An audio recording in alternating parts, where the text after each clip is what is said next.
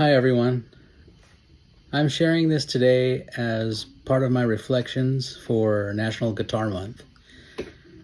I've been a guitar teacher for many years, private now, but over 10 years in classroom situations.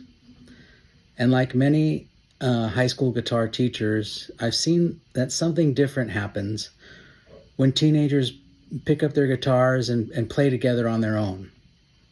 There's a looseness, a kind of creative mess that feels unpredictable and also alive.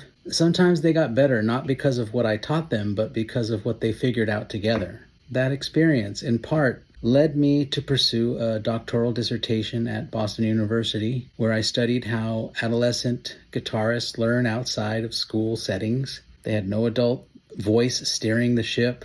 It wasn't me telling them what to do. And I wasn't interested in what they learned from me. I wanted to know what happens when they learn from each other. What I found was fascinating.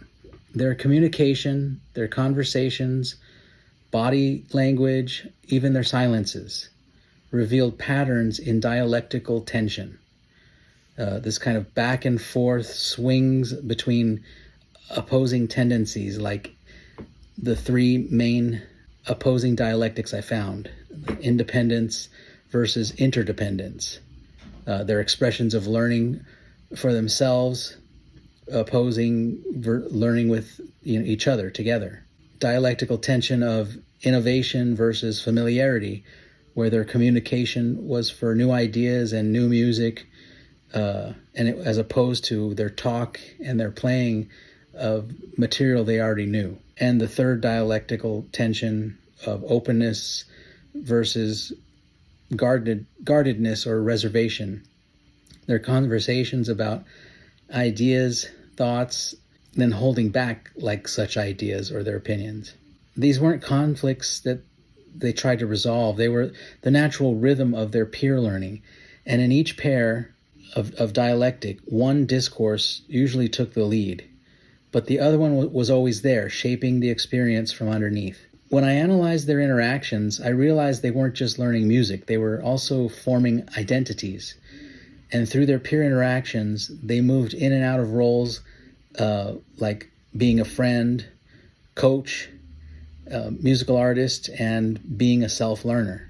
Speaking as a friend, I observed their offering support, having a sense of humor and encouraging their peer. Speaking as a coach, they were giving feedback and sharing tips. Speaking as a musical artist, they were expressing original ideas, playing new music they created. And speaking as a self-learner, they were practicing and reflecting alone sometimes, or asking their peer for help. These identities were not assigned. They emerged through communication, through their riffs, their comments, the gestures they had, and in their silence. In my final analysis, I applied relational dialectics theory, in part to understand how they evaluated learning alone and with their other peer.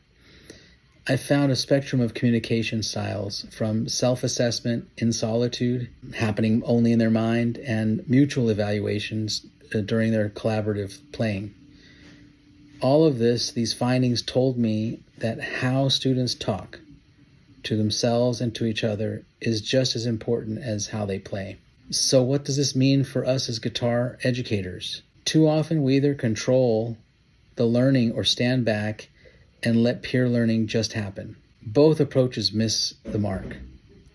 Being too controlling or standing back completely. What we need to do instead is facilitate and not dominate, listen to their talk, and honor the mess. But in the end, I'm speaking about my research because of a gap I saw existing between how I taught as a teacher, that was telling students what to do and being very controlling, and then allowing students to work on their own and standing back and not really knowing how to help them or how they were helping each other. If you aren't monitoring or guiding how students interact, you're likely missing how they actually grow. And if you aren't acknowledging or clear about how teenage guitarists communicate to learn music outside of school, I would ask, what are you looking at? in their interactions to help facilitate how they learn best with each other. This is where my study findings can be key. Peer learning in music isn't just kids figuring things out together. It's an involved, complex relational process, one where music, identity, and meaning are built in real time, between all their riffing and between words and between them as friends.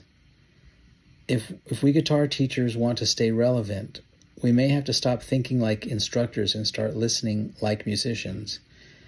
If you're interested to be part of this conversation, I invite you to see my Facebook page, where I focus on music education topics such as this. Thanks for watching, and thanks for being part of this conversation.